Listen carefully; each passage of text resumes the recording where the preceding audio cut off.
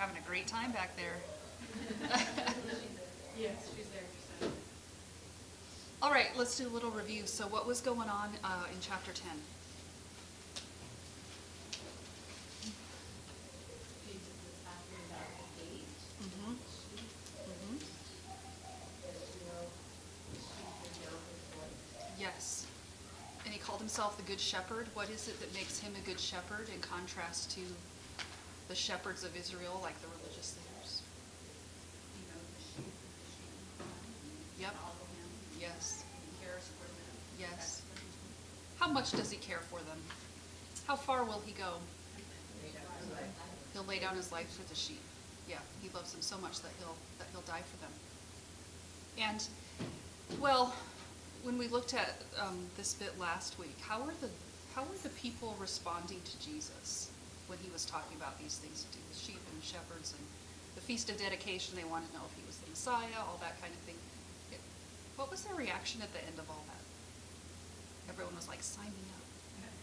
Tell us if you really are. It was one of the ones, like, what more can you say, what more can you do? Yeah, and he knows they're looking for a political leader, but he hasn't come to do that. And so he's still teaching them about who he is, what he's come to do as the Messiah, the signs that he's doing, the miracles, the teaching, all point to the fact that he is the one who's been foretold in the Old Testament, but they're not recognizing him because they're not his sheep, and they're looking for a different kind of Messiah. And so there were, well, we saw last week, there were loads of people who reject him, especially the religious leaders. But then he went to the other side of the Jordan, and there were actually some people who came to him, they listened to the teaching, and they believed. Even without miracles, they remembered what John the Baptist had said, and they believed. So we're seeing the sheep divide through the book, that there are the people who are not his sheep at some point get weeded out. Kind of mixing metaphors right there, but you know what I mean. And the people who really are his sheep, they don't necessarily understand everything all at once, but they are thinking about the things they're seeing and the things that they're hearing and coming to a better understanding of who he is. Okay, now, chapter 11 marks a shift in the narrative. So this is a big turning point in the book of John, because the public ministry of Jesus is basically finished. And there is one last sign for him to do, and that's the one that comes in chapter 11. And this is the most profound and dramatic sign possible.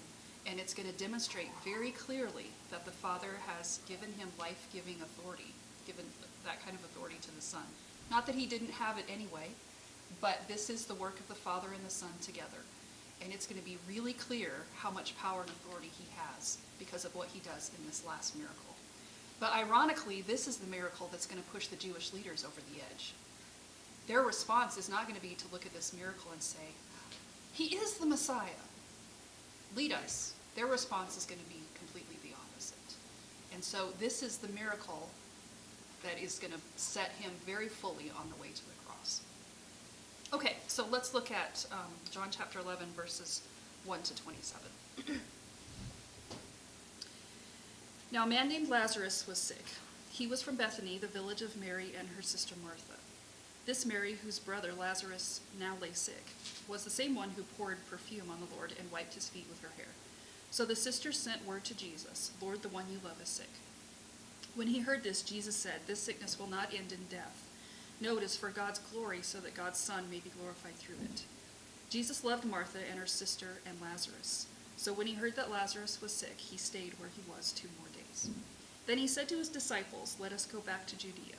But Rabbi, they said, a short while ago the Jews tried to stone you, and yet you are going back there. Jesus answered, are there not 12 hours of daylight? A man who walks by day will not stumble, for he sees by this world's light. It is when he walks by night that he stumbles, for he has no light. After he had said this, he went on to tell them, our friend Lazarus has fallen asleep, but I am going there to wake him up. His disciples replied, Lord, if he sleeps, he will get better. Jesus had been speaking of his death, but his disciples thought he meant natural sleep. So then he told them plainly, Lazarus is dead, and for your sake I am glad I was not there, so that you may believe, but let us go to him. Then Thomas, called Didymus, said to the rest of the disciples, let us also go, that we may die with him. On his arrival, Jesus found that Lazarus had already been in the tomb for 4 days. Bethany was less than 2 miles from Jerusalem, and many Jews had come to Martha and Mary to comfort them in the loss of their brother. When Martha heard that Jesus was coming, she went out to meet him, but Mary stayed at home. Lord, Martha said to Jesus, if you had been here, my brother would not have died. But I know that even now God will give you whatever you ask. Jesus said to her, your brother will rise again. Martha answered, I know he will rise again in the resurrection at the last day. Jesus said to her, I am the resurrection and the life. He who believes in me will live even though he dies, and whoever lives and believes in me will never die. Do you believe this? Yes, Lord, she told him, I believe that you are the Christ, the Son of God, who has come into the world. Ooh, it's a cliffhanger. Have you read ahead? You know what happens? Well, here I assume that you have, but we did this as Set Free, and everyone was like, no, what's going to happen? I was like, ooh, it's exciting. Yeah. Okay, so how does chapter 11 begin in verses 1 to 3? What's going on?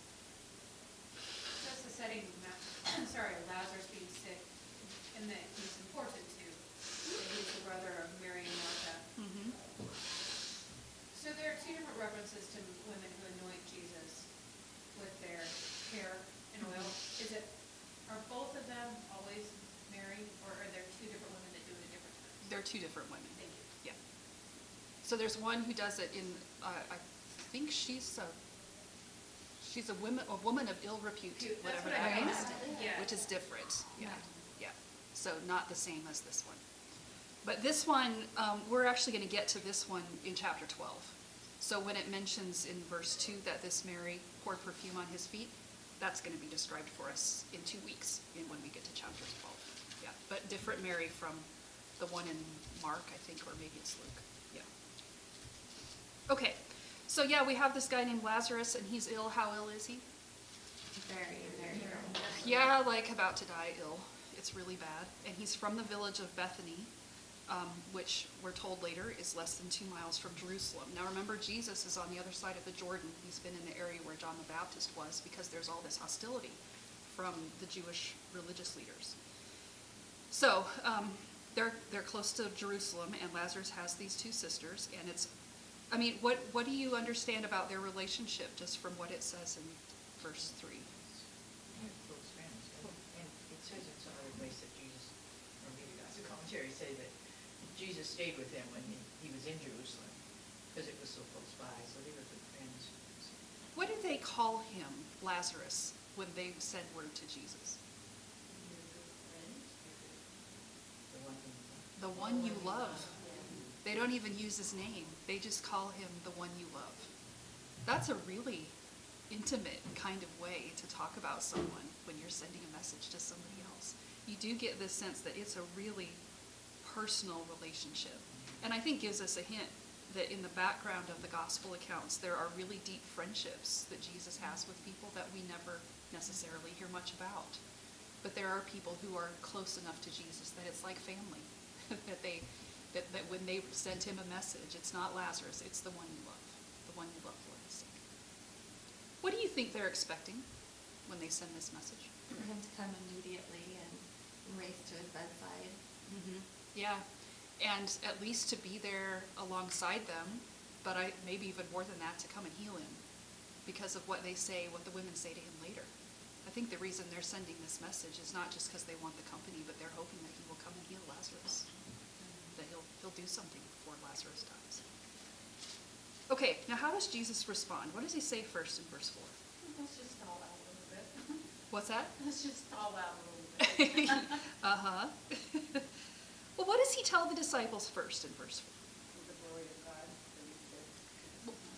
He says, this sickness will not end in death. Now, what does he mean by that? I mean, we have the advantage over the disciples because we know the end of the story. Lazarus is going to die. What does he mean by that when he says this won't end in death? He knows he's going to resurrect him. He knows what will happen for him. Mm-hmm. It's death. It's life after death. That's that right. he's talking about, Yeah. eternal life. Lazarus is going to die, but that's not going to be the end of the story because God has prepared a different end to the story. So why let him die at all? Well, what does Jesus say in verse 4? Life is glorified. So God will be glorified through the Son, right? So all of this is about the Father preparing for the Son another work, like he did with the blind man, that will demonstrate who the Son is.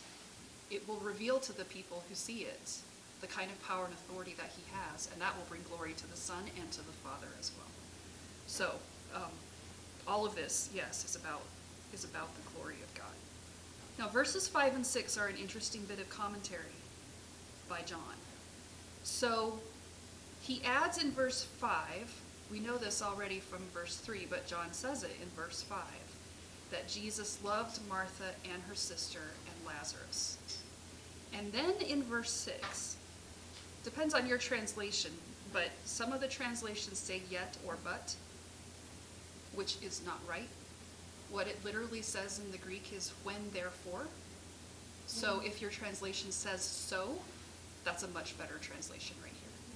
That's a very interesting connection that he says, John says, Jesus loved them, so he delayed. What's your impression of that? You would think it would say Jesus loved them, so he hurried up and got with it. But he stays where he is 2 more days, and he does it because he loves them. For me, at times I've read that and it's helped me be like, okay, when my prayers aren't answered the moment I think they should or how I want them to be. To me, I find it completely like, okay, wait, it might be so he does this because he loves me. Yep. He's not answering how I want in my immediate because he loves me. Yep. And they don't know that. And I don't know that. So that, I've actually found that comforting. Mm-hmm. He's going to put them, think about what it is that Jesus is going to put them through by not showing up immediately. They're going to go through the death of Lazarus. They're going to grieve him. They're going to think it's all over. And Jesus knows that's coming for them. But he puts them through that kind of grief and sorrow because he loves them. Not because his love wants for them the grief and the sorrow, but because he knows what's on the other side of it is more important.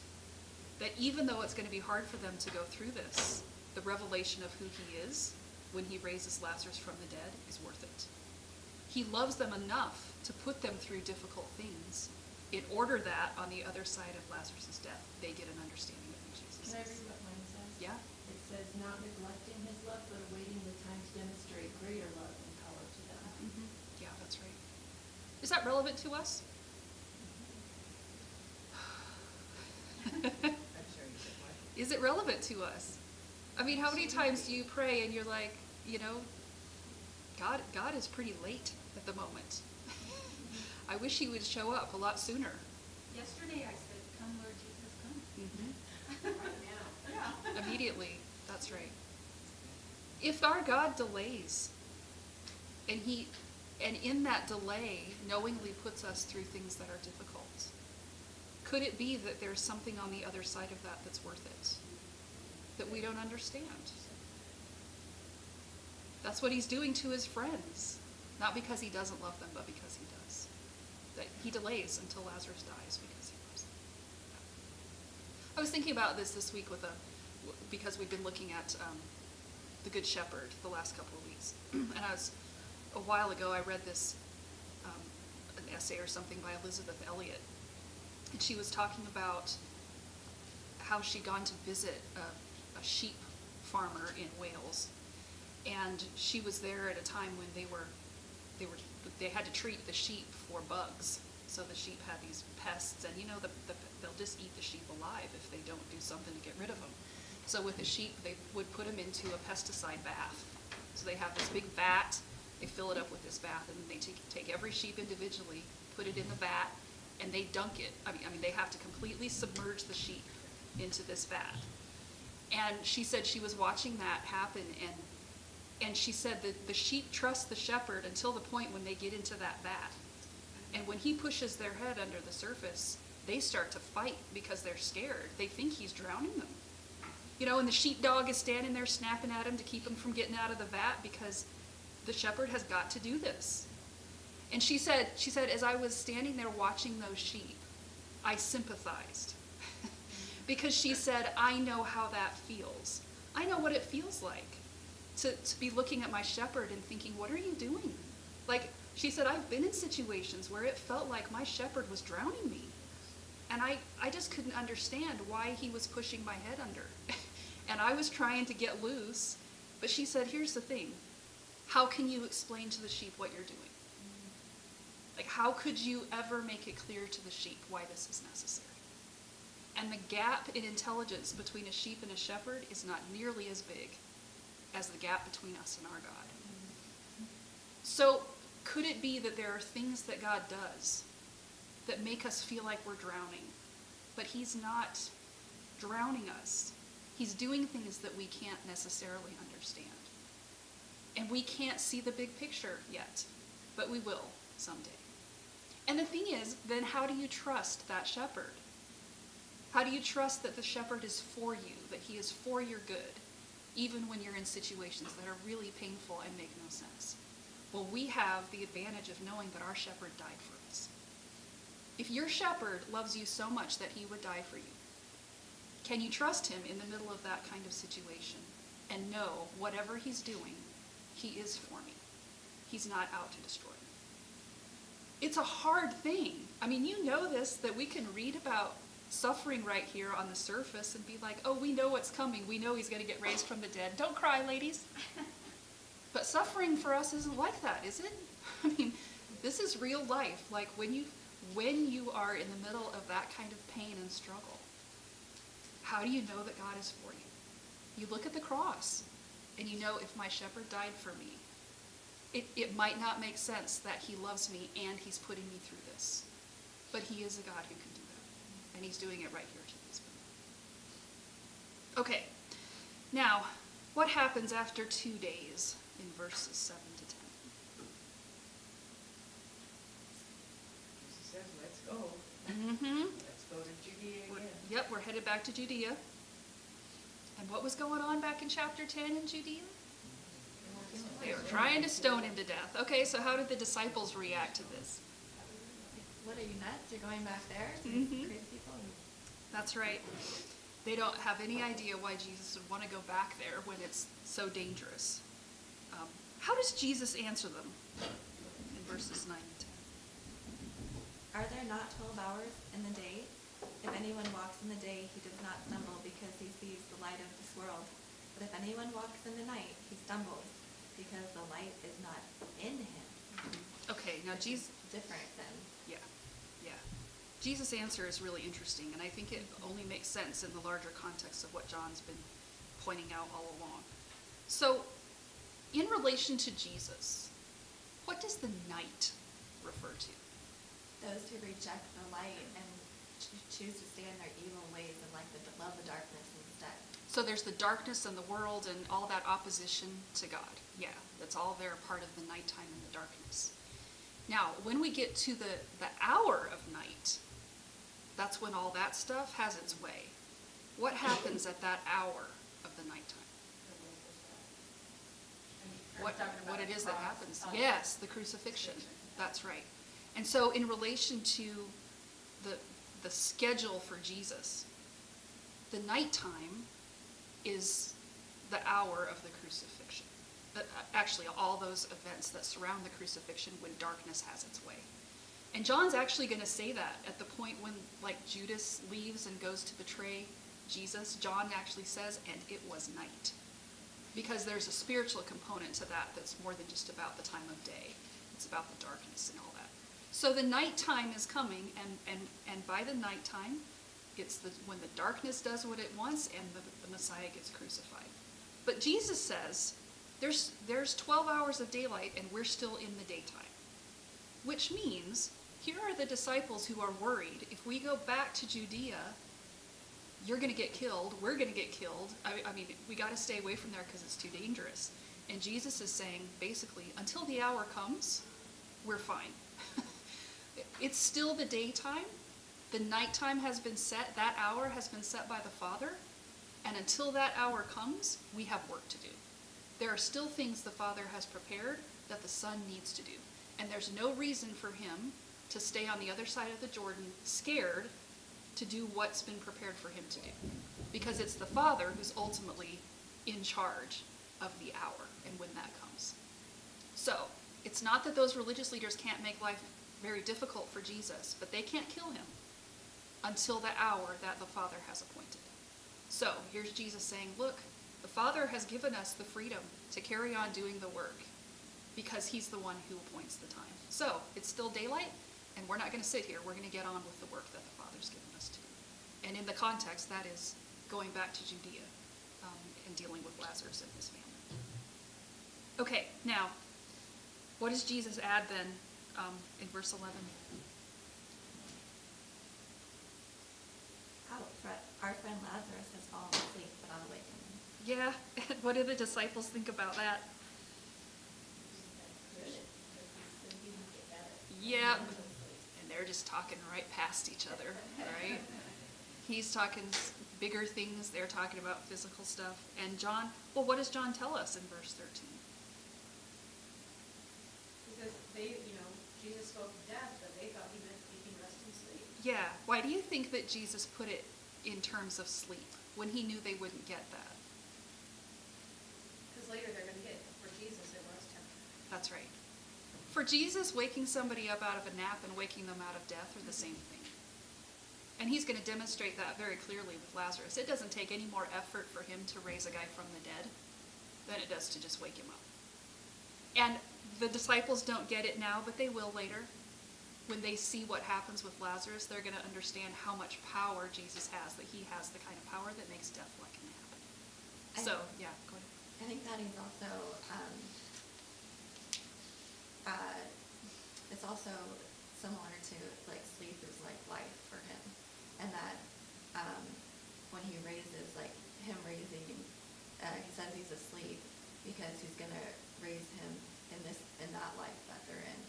But when he raises from the dead, it's the same thing. Like, life and sleep are interchangeable terms. Like, for what he compares then to, like, the actual meaning of, like, the afterlife, the real, what you really get raised to. And there's, when you know the end of the story, which is the resurrection of Jesus himself, to call death sleep. You know, at the moment when Jesus is in the grave and decides that's enough of that, he'll just get up and walk out. I mean, how much is, like, death just has no hold on him. It's like a nap, not just for someone else, but for Jesus himself, that he can just wake up and walk out of the grave. Yeah, okay, so then what does he tell the disciples in 14 and 15? He plainly tells them Jesus died. Mm-hmm. But I'm glad I wasn't there so you can believe. Let's go. Oh, yeah, and I'm glad I wasn't there to keep him from dying for your sake. What an amazing thing for Jesus to say. I'm glad that he died for your sake, because he knows, again, this resurrection that's going to happen. It's not just for the sake of Lazarus, Martha, and Mary. It's even for the sake of the disciples, that they will see the kind of power and authority that Jesus has, and they will believe it. Now, what does Thomas throw in there? So we can die with him. You know, every time I read that, I think, is he being sarcastic? Or is he being courageous? I don't know. I don't really know how to read it. But what is clear is that this whole bit about the light and the darkness has completely gone over the heads of the disciples. They still are thinking, if we get that close to Jerusalem, things are going to go really badly. Like, we're going to die. And so I don't know if Thomas is like, fine, let's all go die too. Or if it really is like, okay, it's dangerous, but I guess we'll all go. This is where he's going, and we're with him, so let's all go and I kind of look take at it. him as like my foolhardy Jesse. Like, I totally see Jesse be like, huh? Okay, you said to go. That's what we're gonna go. We're gonna like that would be my Jesse. Like, just be like, oh, I forgot about everything else. And this is where my distraction is to now. Mm-hmm. Yeah. And isn't it ironic that the disciples are worried about their own deaths, given the miracle Jesus is about to do? They're worried because they don't yet understand the kind of power that Jesus has. If they knew really who was with them, they wouldn't be worried about going and dying there. Not just because of what he said about the daytime and the nighttime, but because they would know he's sovereign over all of that stuff. He's sovereign over death itself. Even if they die, he could do something about that too, if he wants. Yeah. But they're like, okay, let's all go and we'll die with him. So what's the situation when Jesus gets to Bethany in 17? He found out he'd been in the tomb for 4 days already. Yeah, that means the delay has been considerable. So from the time that Martha and Mary sent word to him until the time when he arrives, it's been a long time. And if he's, and we know that delay's been intentional, if he's been in the tomb for 4 days, there's no question that Lazarus is dead. Like, it's not a coma, there's no resuscitation, he's wrapped in the grave clothes, shut up in the tomb, absolutely dead. No question about that. How long from the time he died until the filling of the tombs is this? Under the Jewish custom of getting them in the tomb by sundown on the day they died? Or They do it as soon as possible, yeah, so I would assume, yeah, they're not waiting a week before they bury him or anything like that. It would have been pretty quick. When I looked at the map, and if Jesus was on the other side of the Jordan, he had a little bit of a hike to He get did. over to My Jerusalem. Bible said Yeah. 18 miles. What is it, My 18? Bible said 18. Yeah, so, Mine did too. Yeah. yeah, so. It's a bit of a road trip. That far they had to go, and then another 2 miles to Bethany, which is significant, I guess, but still, that was a while. And there's, I think, two things that are interesting here. Not only that the delay is long enough that there's no doubt that Lazarus is dead, but the delay is also long enough to make it clear that it's not accidental. So if Jesus had shown up like an hour after Lazarus died, people could have been like, oh, you tried to get here on time and you just missed it. Oh, so close. That's not even a question here. Everybody knows when Jesus shows up, he intentionally delayed. And he delayed until Lazarus was dead. It's not accidental that he missed him. Which must be such a hard thing for Lazarus' family to be like, why did you wait so long? Well, of course, we're going to get to that conversation with Mary, with Martha in just a minute. Okay, now, the fact that it's so close to Jerusalem is important. So what does John add in 19?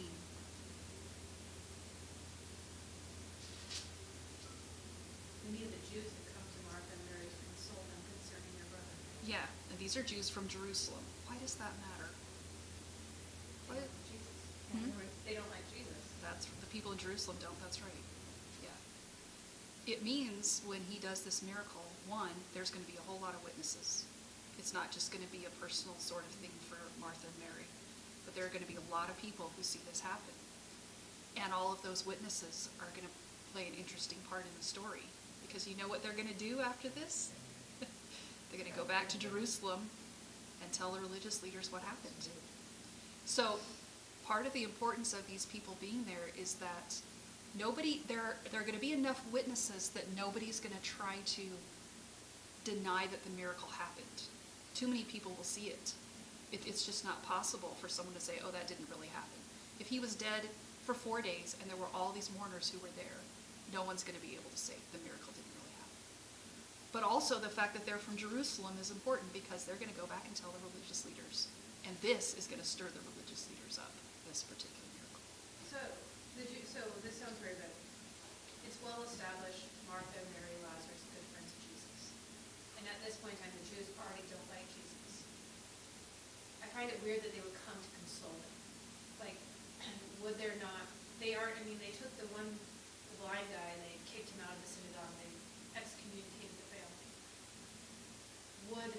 Are these people not as pious? Does it make sense what I'm saying? Are these Jews that came out as pious, or is it maybe almost like they came to console but in a gloating way, knowing like, haha, see, your Jesus didn't do this. We're here to console you, but we're really not here to console you, because we're almost kind of spying and gloating that you called for Jesus to come raise your brother and take care of him and heal him. And you waited.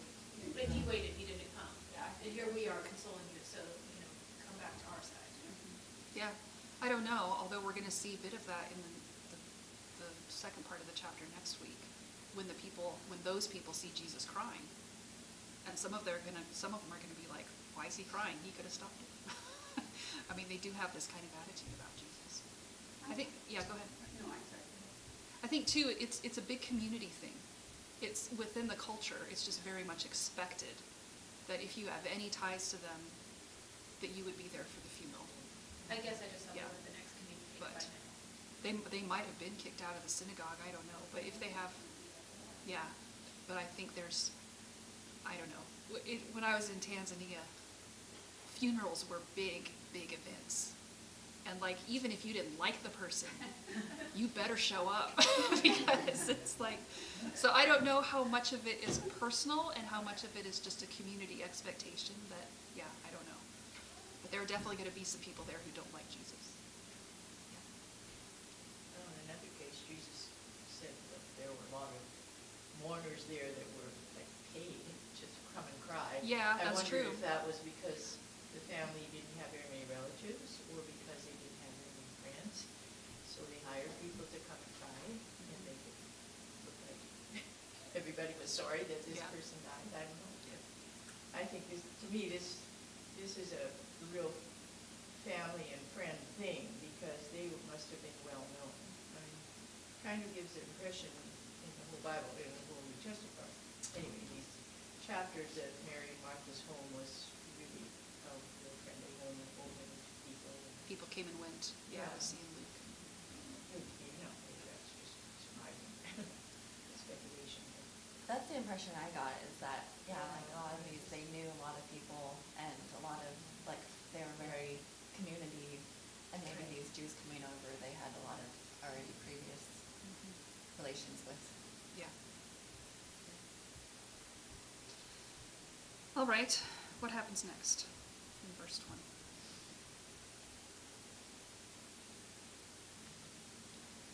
Say how far Jesus was away, but Martha went to meet him anyway. Mhm. Yeah, yeah, she goes out to meet him, and I think, I get the impression from both this bit and the bit that comes in next week, that she's intending to have a private conversation with Jesus, that she wants to meet with him personally, while all of these other people are still back at the house. And so she goes out to see him, and what does she say in 21 and 22? And you had been to my brother who died, but you know that even now God will give you whatever you ask. Yeah. So when she says, if you'd been here, he wouldn't have died. I don't know if that's necessarily a criticism, or if it's just the honest truth, and it's the struggle that comes with hurting. I mean, it's difficult and confusing to know that Jesus loves you, and at the same time, to experience the pain that he could have prevented with the word, and he could have, and she knows it. It's Martha clearly believes in Jesus because she's convinced he could have healed him and kept him from dying, but he didn't, and she doesn't understand why. And I feel that. Like, if he just hadn't waited so long, if he'd just come when they sent word, things would have been completely different. So why didn't he come? So Sally, I think you kind of am, because when I read this, I think, man, I would have expected Mary, I would have expected Mary to be the one to go, but that kind of changes that for me, because we know that Mary worshipped him, but this isn't that, maybe, it's more like, it's not a question. Well, Mary's going to show up next week, and she's going to say the same thing. When Mary comes to Jesus, she's going to say the same thing. She's going to say, if you'd have been here, you wouldn't have died. And he's not even going to answer. He's just going to cry with her. Yeah. So I don't know if there's, if underneath there's just a significant difference between these two women, or I don't know. We'll talk more about it next week. But yeah, I think you just see the honest struggle of people who know that Jesus loves them, and yet has put them through something really difficult. She has hope, even now, God will give you whatever you ask. Mhm. And I don't know quite what she's expecting when she says that, because based on what happens later, she's clearly not expecting a resurrection. What comes later in the story, that's not what she's expecting. But she does know the kind of power and favor that the Son has with the Father. Yeah, go ahead. My Bible says, it's got a little commentary, a little side note, Mhm. it says, you know, where it says Mary sat still in the house, it says this was a custom of posture in time of grief. And then it's got a whole bunch of scriptures that go with it. Okay. Yeah. So it had something to do with the customs, I guess, that she was sitting there still in the house. Yeah, and you kind of expect someone to stay back with all the guests too. I was, Yeah. I was just learning from somebody, I think they call it sitting Shiva. They have a custom for when the Jews sit, when the people die. And I was listening to somebody explain, they said they're not even supposed to talk to the family. They're just supposed to sit inside understanding that there are no words to comfort than it only come from God. And so, like, for like ages, their tradition is when the person dies, they just sit with the family in silence. Is that in response to Job and all of his age? Maybe, I don't know. It's better to just keep quiet than to, You're yeah. supposed to be quiet because whatever you say will not be adequate.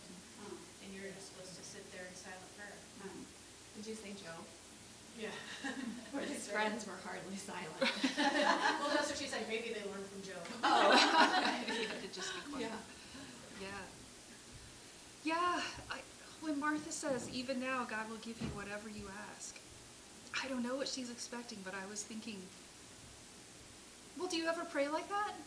Do you ever just look at a situation and think, God, I don't even know what to pray for. I don't know what you could do. I don't know how this could change. I think we're in a situation like that. That's in the right. world right now. And it's like saying, just do something, because you're the only one who can. Just do something. I think that's what Martha's getting at, is she's not expecting a resurrection, but there's nowhere else to go. And it's like, Jesus, just do something. Yeah. Now, what does Jesus tell her in 23? Your brother will rise again. Mm-hmm. That's so brilliant in how ambiguous it is. So he says she'll rise again. What does he mean by that? Not what she understands. What does she understand? Yeah. The resurrection. The resurrection. At the last day. Yeah. So the most obvious way to take it, I think, is that Jesus is saying, this, death isn't the end. The grave doesn't have the last word, because God's people will one day be raised to life on the last day. That's how she takes it. But of course, Jesus has more than that in mind when he says this. That's true. But there's a double meaning going on here, because Jesus has something else in mind. But she could hardly think that Lazarus is going to come out of the grave. I mean, after all, Especially after 4 buried days. him. That's 4 days later. Yep. Yeah, he means that he will literally rise up. Mm-hmm. Yep. What does he say to her when she says, I know he'll rise up on the last day? What does he say in 26? 25, 26. He says, I am. I am the resurrection and the life. And then he says, the one who believes in me will live even though they die. And whoever lives by believing in me will never die. Okay, now let's talk about that for a minute. Why do you think that instead of saying to Martha, I'm about to raise him from the dead? Watch this. Why do you think instead of saying, God has the power to raise him at any time, why do you think Jesus instead says, I am the resurrection? And you notice he doesn't say, I have the power to raise from the dead. He says, I am the resurrection. Why? That's all I've said. Mhm. Because he is claiming his deity, I am. And it's not the first time we've seen that phrase used for God. Mhm. And basically he's saying, I am the beginning and the end, I am the resurrection and the life, I am the bread of life, I am the vine, I am all of these characteristics. That's not the right word, everything. And even if, and when he does, he dies again, that's still not the end. That's right. I didn't know it. I said even when he dies again, but that's not the end. Right, yeah. We talked about, too, several times how the kinds of miracles that Jesus is doing, the way that he does them, is different from the Old Testament prophets. So Elijah and Elisha raised people from the dead. Jesus does it differently. With his words. Like Elijah had to get on them and spread themselves over them and do a lot more physical invocation of the Spirit. And they had to pray. Yeah, they had to ask God to do it for them. Yeah. And Jesus isn't going to do that. And that just demonstrates that he has the kind of life-giving power that cannot keep him in the grave. Which means he is the avenue to resurrection. It's not that he just has the power, to raise people from the dead, which prophets before him have had. But he's the actual avenue to resurrection because he himself is going to conquer death after he's been crucified. So there's just something heavy about not saying, I have the power to raise him again, but saying, I am the resurrection. Because it's Jesus, ultimately, who's going to raise people from the dead at the end.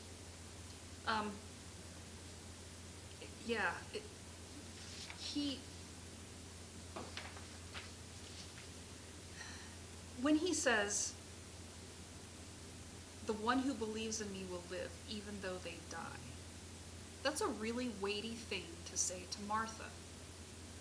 Because Lazarus believed in him, and Lazarus is cold in the grave.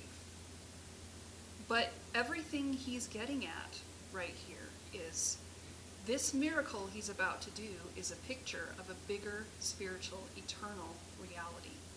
If Jesus has power over the grave right here with Lazarus, he's also the one who has the power over the grave at the end of time. This is a foreshadow, what he's going to do with Lazarus. This is a foreshadow of the much bigger spiritual reality of the resurrection later. And it's not just that somehow people will be raised from the dead on the last day. It's that Jesus is the avenue for that resurrection to happen. Yeah, when he says, do you believe this? What does she say? Yes, Lord, I believe that you are the Christ, the Son of God, who is coming into the world. You know, and I always wondered about that, who is coming into the world. I never really liked that. Like, who's here? Like, he just, like, he's already came. He's standing in front, and then it's like they're still waiting for him to come to the world. Kind of freaked me out. A little grammatical issue, yeah, they talk about the kingdom the same way, the kingdom of God, whether it's come or is coming. Yeah, when she says that she believes it, I don't know, I would have found it really confusing when he says, whoever believes in me will never die, while her brother's in the tomb. But it's really interesting because Jesus is not asking her if she believes he's about to raise her brother from the dead.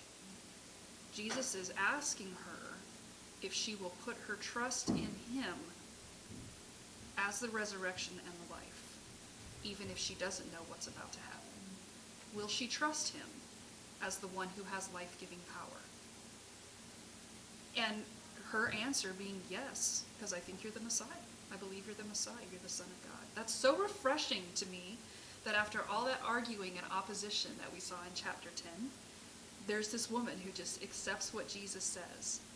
And it's heavy what he says, and she says, yes, I believe it. Like the disciples, I don't think she fully understands what Jesus is saying. I don't think she gets the weight of who he is, because no one can until after the cross. But she believes as much as she knows. And she knows enough to know that Jesus is the guy, and that she will trust him. Like Simeon in the temple. Yep. Mm-hmm. And even like the disciples, who's, when Peter's like, well, where are we going to go? where else are we going to go? I might not get it, but where else am I going to go? Because I'm convinced you're the guy. And Martha basically says the same thing. They're at the end of their self, Mm-hmm. in contrast to the Pharisees who have all that pride. It's like, Yep. this is the end of where I am, then you have the answer. I will understand it, but you're the answer. Yeah. And if I don't understand, and it's that understanding that what I don't get is because I don't get it, not because you're wrong. That's right. Yeah. I mean, that is the difference, isn't it, that you see between Martha, and we'll see later with Mary too, and these religious leaders and Jews that we've been seeing in previous chapters. The issue is not they have more evidence than everybody else. The issue is one of pride. And you do see right here with Martha, she might not understand what's going on, but there's a humility in saying to Jesus, yeah, I don't get it, but you're it. And I'm going to stick with you, even though you were late, and my brother died. You're the guy. Yeah, there is just a God-given humility that, you're right, it's poverty of spirit, like it talks about in the Beatitudes. Just a willingness to say, I don't have anything to, I don't have anything to add to this conversation. I don't have any way to do anything about this, but I know that you're the one who has to do it. In that context, I think that, we've talked about Shirley and a little bit, they've gone through a lot. And anybody that's going through trial, it's that same kind of thing. It's like humanly even, with other people even, not just myself, you don't get it, but you know enough that we're on the side of God. You know that God's still working. He's got, I probably got a reason you climb, I said it when you come, but he's overlapping so many lives and so many people. He's still, I gotta move this one into this place for this one to be a part of this. And we don't get that. We don't see it. We don't see the pieces on the board being moved, but we don't see the wind, but we see the result. And I just find it interesting that he puts this question to her before the miracle happens. Because the question is not, will you believe the miracle? The question is, will you put your trust in me? When she doesn't even know a miracle's coming. The fact that she can say what she says before the miracle happens and confidently say, yeah, you're the guy. It's just a huge difference between her and all of these other Jews that we've seen. We talked about this before, here, about the power of the Holy Spirit. And, to me, this is a prime example of the power of the Holy Spirit working in Martha and Mary and Lazarus to recognize that maybe what they've studied all their lives and scriptures they should know are, everything's mentioned together in them. But there's still a lot to be revealed, to learn, coming. Yeah. New King James says, I believe that you are the Christ, the Son of God, who is to come into the world. So the way that verb is used is it's a process. New King James indicates it's a fulfillment of prophecy. Yes, he is coming into the world now. It's kind of And the same, that mine also goes to Matthew 11:3, where it says, are you the one who is to come, or shall we look for another? So I think she's looking at that like, you are the one, like you're coming, you're fulfilling that, you are the one. But I agree, I always thought the same thing. Yeah.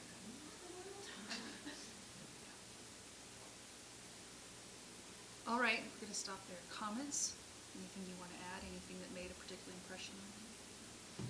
The one little phrase where Jesus says, he who believes in me shall live even though he dies is the great paradox, one of the great paradoxes of the kingdom of God. Everything is backwards. That even though you die, you'll live. Yep. Exactly. Except that we know it, but there's the first shall be last and the last shall be first, and the one who serves will be the one that's the greatest. All those things that are of our faith that we believe. I just read a book I should loan you. Right? I just read a book that I should loan you called Redemptive Reversals. Okay. It's about this topic and about how much of the Bible is things getting reversed, so that there's so much irony in the Bible that surrounds salvation and history because it demonstrates that God's the one who's in